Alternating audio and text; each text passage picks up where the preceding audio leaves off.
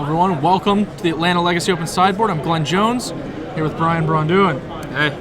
Brian, you're fresh off a finals finish in Standard. Right. And you start off 6-0 in Legacy.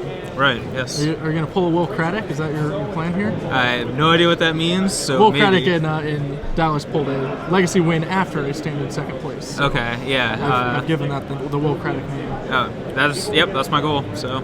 All right, well. I might pull a Braun Duin, which is a Legacy second place after a Standard second place. So. I know that a double second place weekend is well within your range. It definitely is. So. Okay, so you're playing Jund, but not Jund as a la Pat Cox, I guess we should say. Right. From Denver. You've added Punishing Fires, another change that I saw spring up in Dallas, I think. Yes. So why are we adding Punishing Fires to our Jund deck? So Punishing Fire plus Grove of the Burned Willows is basically just dominates any fair matchup.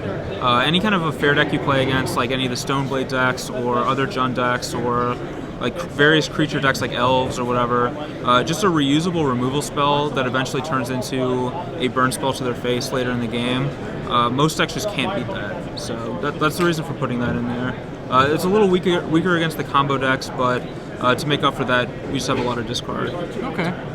I feel inclined to point out, of course, that it also adds to Liliana more of an upkeep cost as opposed to a card cost. Exactly. With Grove of the Burnwell's Punishing Fire as a discard thing against Exactly. control matchups. Very nice. Beyond that, the main deck looks mostly what we've come to expect from Jund. A few hymns, some Bloodbraid Elves, some Abrupt Decays. You do have the full amount of Grove of the Burnwells. Did this affect how you built your mana base?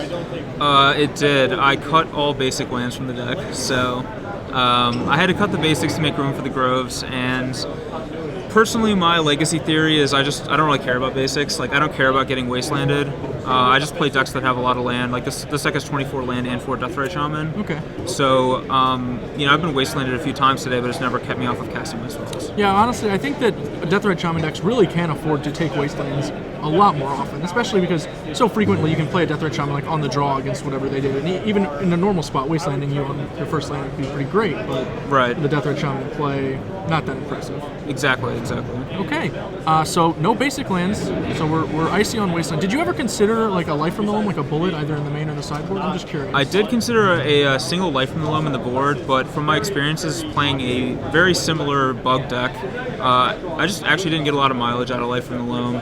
Usually when I was loaming wastelands, I was winning the game anyway without it. So I decided to just cut the loam. Makes reasonable amounts of sense. Let's move over to the sideboard. 15 very well used slots. We've got 3 Mindbreak Traps. We mentioned our weakness to combo. I see we're covering our bases. Yep. 2 Duress. More discard. Engineered Plague. Where are you bringing in Engineered Plague? I know there are a few obvious spots. Yeah, the obvious ones are like the goblins, the merfolk, the elves, the tribal decks like that. There are also some like non-obvious times you bring it in. I like it against like Lingering Souls, Naming Spirit. Sure. Shuts that card down. They can't like card advantage you with it. I also like it, like I've played against Cephalid Breakfast before, and if you name the Cephalid, they can't combo you anymore. It makes things tricky. Yeah, and there's just like a number of like niche uses for Engineered Plague that come up, and since I've started putting it in my sideboards, I've like never wanted to take it out. Okay. You've also added Pyroblasts. Where are you bringing in Pyroblasts? Mostly against Show and Tell, I would assume, but Yes. do you find yourself bringing it in against like Stoneblade decks? I think it's like on the fence against the Stoneblade deck. Their best card against you is Jace, so Pyroblast does deal with Jace. But at the same time, a lot of those decks turn into more like white-black control decks post-board against you, so it becomes less good there too. Obviously, it's not so great to be Bloodbraiding into Pyroblast. That can be a little awkward. Yeah, that's something that has not... I've luckily avoided that today. I have had Bloodbraids and Pyroblast in my deck, but I've dodged it, so, running good. But. Standard BBDs. Yeah. Beyond that, Nihil Spellbomb, one of the better graveyard hate cards available in the format. Right. Especially nice with Bloodbraid Elf, where you want to cascade into something you can use on your board, right? Exactly. Like the free ability to use it immediately, even though you don't get a card out of it if you don't have any mana up, that's just like so useful. And like Dredge is actually surprisingly good against decks like this, even though Deathrite Shaman exists. And people are skimping on Graveyard Hate because they think Deathrite's going to cover all their bases, and that's not always true. You certainly haven't skimped. You've got your pair there. And then the last 2 are just the 4th copy of Bloodbraid Elf and Hymn to Torah. Right, now, yeah. I can get behind you on the Bloodbraid Elf. You want to supersize the fare, just add in another big guy. But what's with the 4th Hymn? Why are we bringing it in? The 4th Hymn is basically just for some of the grindier, like, fairer matchups.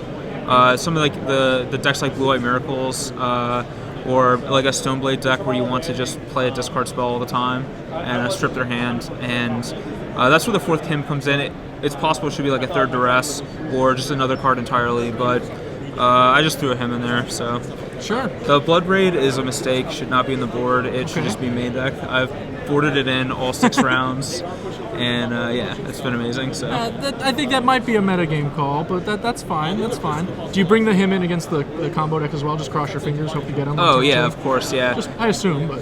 Like against most of the combo decks, like they can kill you turn 2, but if you play a Duress or a Thoughtseize on turn 1, you usually buy yourself at least 1 turn, and then you can use that turn to like hit the him, and then like hopefully the him lets you hit Liliana in time and stuff. So you just kind of trying to like just get there before they go off on you. All right. Well, you've started off the Legacy Open undefeated. I don't want to jinx you, but obviously I hope to see you in the top 8 once again. Thank you. Hopefully this time we'll get to hand you a trophy. All right, thank you. Good luck.